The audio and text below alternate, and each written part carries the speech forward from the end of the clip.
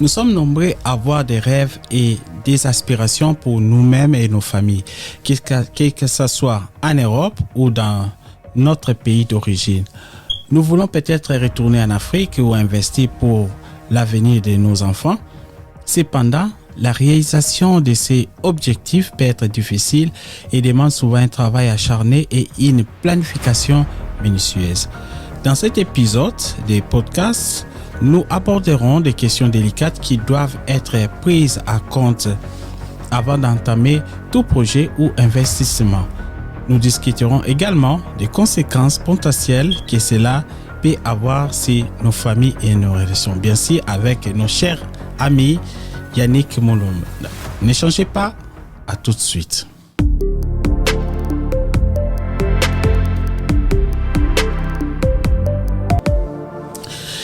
Nous avons le plaisir d'avoir avec nous aujourd'hui, comme d'habitude, Yannick Molonda, notre expert humain en comportement humain, qui partage avec nous son expérience et ses réflexions sur la réalisation des projets et d'investissements réussis en tant qu'immigrant. Alors, d'abord, comment ça va, Yannick?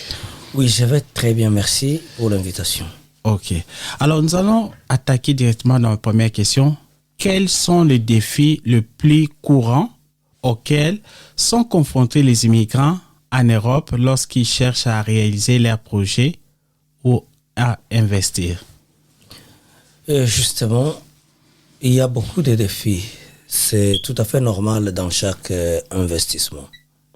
Mais en ce qui concerne les immigrants, le premier défi, c'est l'expérience. L'expérience, c'est-à-dire les moyens avec lesquels les immigrés commencent leurs projets ou bien leurs investissements, sont limités tellement qu'il n'y a pas le fonds et justement pour la prospection du projet, pour l'étude de la faisabilité du projet. On saute sur un projet parce que le projet a bien sonné sur vos oreilles, parce que quelqu'un vous a raconté et puis directement vous vous y mettez sans pour autant peser. Parce que chaque entreprise a toujours les experts qui font les études de faisabilité, tout ce qui est possible, et puis les prévoyances aussi en cas de revers de la médaille, quoi. Ok. Alors, dans ces cas, ce qui nous amène à notre deuxième question, comment pouvons-nous maintenant planifier efficacement lorsque nous voulons investir quelque chose pour bien réussir? Justement, avant de se lancer dans une aventure, dans un investissement, vous devez d'abord étudier le milieu, là où vous allez implanter votre projet.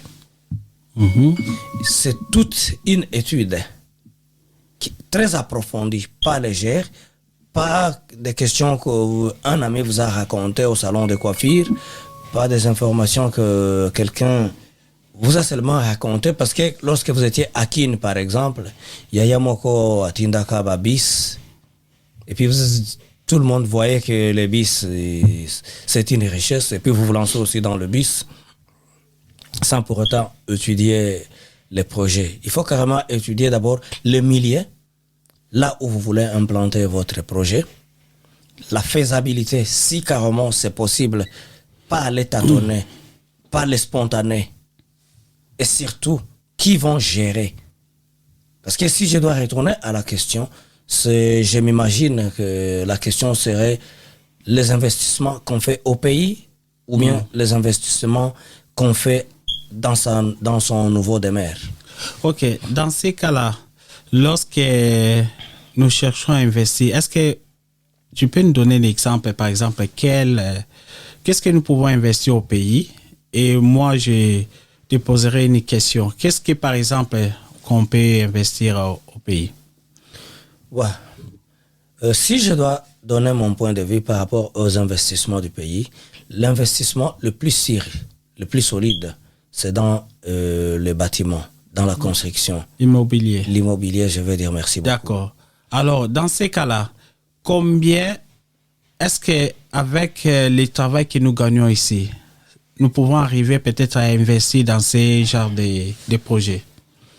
Ça dépend du travail que vous faites et ça dépend aussi de comment dirais-je, la violence que vous vous faites pour avoir quelque chose à côté. C'est-à-dire vous travaillez pour un projet et vous investissez, vous avez quelque chose que vous gardez à côté. Et à partir de là, vous pouvez déjà commencer à vous renseigner au pays.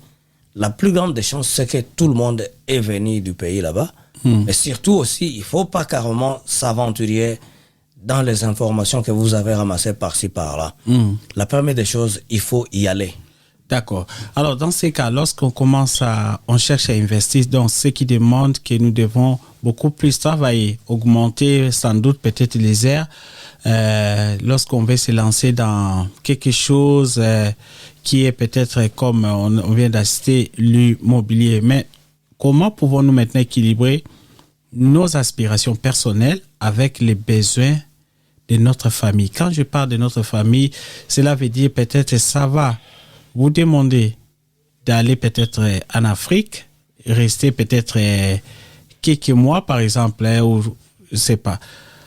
Ou ici, lorsque vous augmentez les heures de travail, comment maintenant on peut équilibrer nos aspirations, nos projets, les choses que nous voulons faire avec les besoins de notre famille? Oui, il faut carrément mesurer, comme on a toujours dit en lingala ou bien en swahili. Il faut quantité à maï ozana yango na fufu ozana yango po lamba bien. C'est-à-dire en swahili on se dit aussi que kupima maji na unga.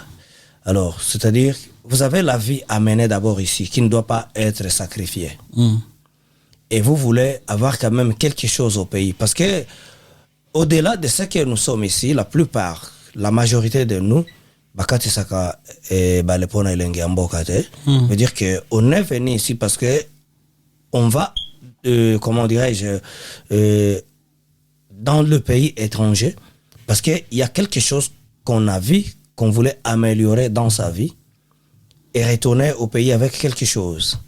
C'est par rapport à ça que je peux dire comment, je dis que vous devez équilibrer votre vie. Si vous étiez sapeur, oubliez d'abord la SAP, si vous voulez devenir un investisseur.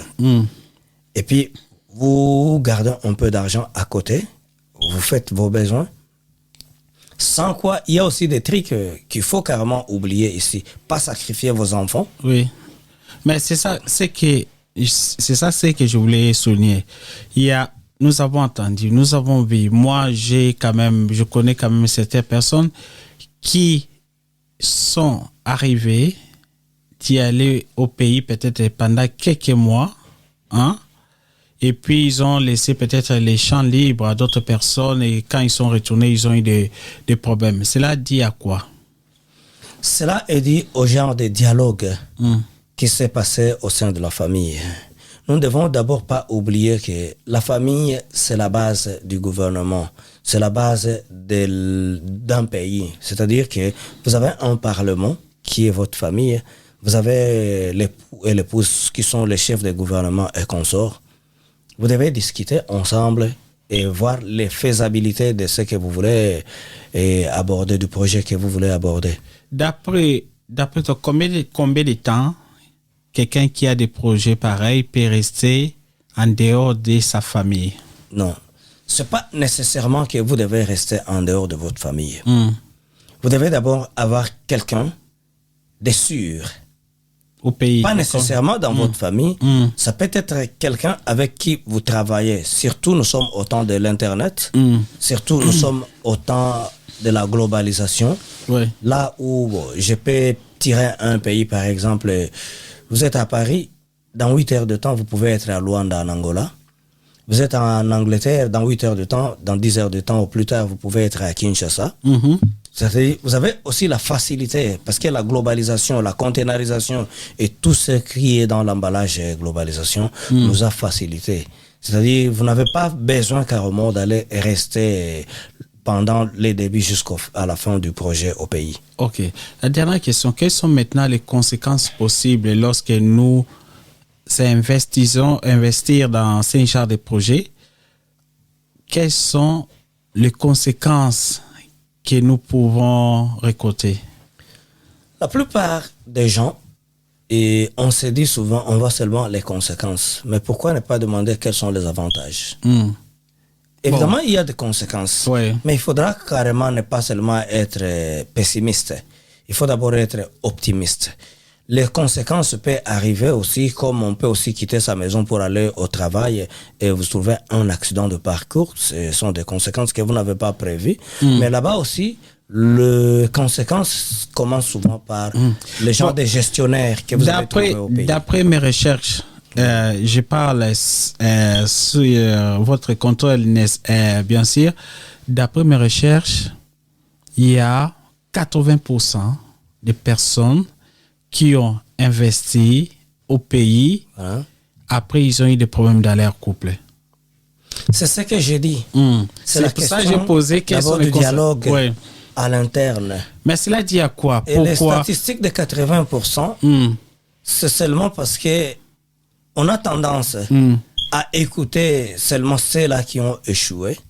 Et pourtant, il y a des réussites qui sont sournoises, qui ne parlent pas. Moi, à mon avis, je dirais aussi que il y a beaucoup... Pour moi, c'est le contraire.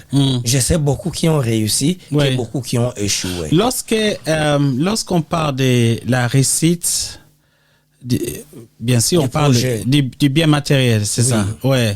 Alors, moi, maintenant, je pose la question, d'après mes recherches, il y a eu 80%. Et certaines personnes qui, même toi-même, tu les connais, qu'on ne va pas citer les noms ici.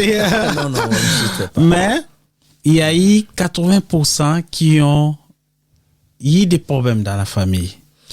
Bon, les problèmes dans la famille... Ouais.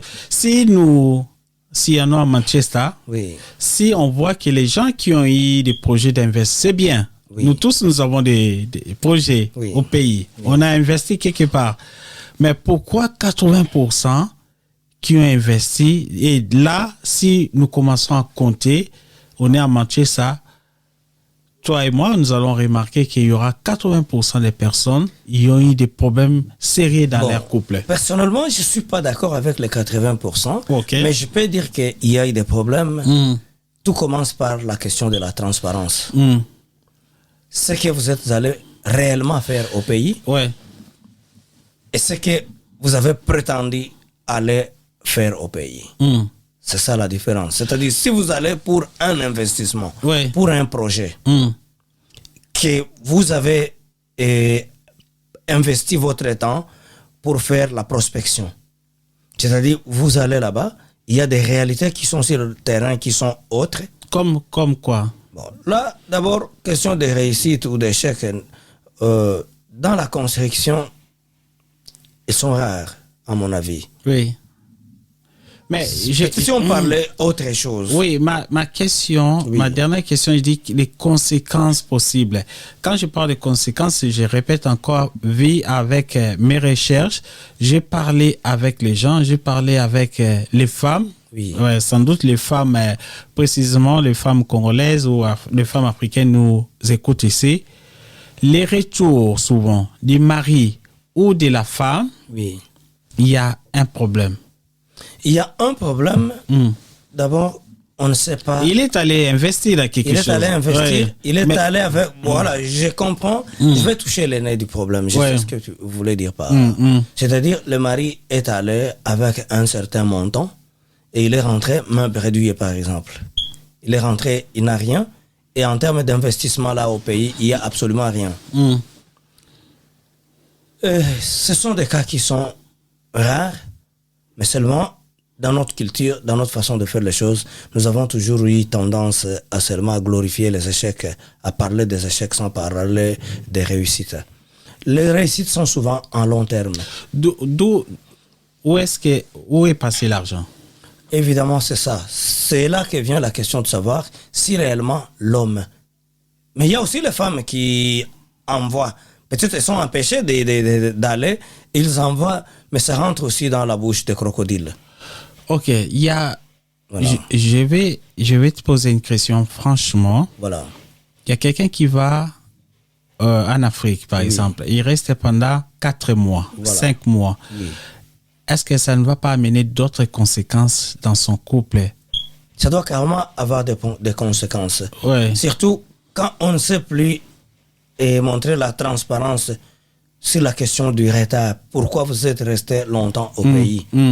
Ça, par exemple. Mais je m'imagine, si vous revenez avec de bonnes nouvelles par rapport à ce que vous êtes allé faire là-bas, il n'y a pas de problème là-bas.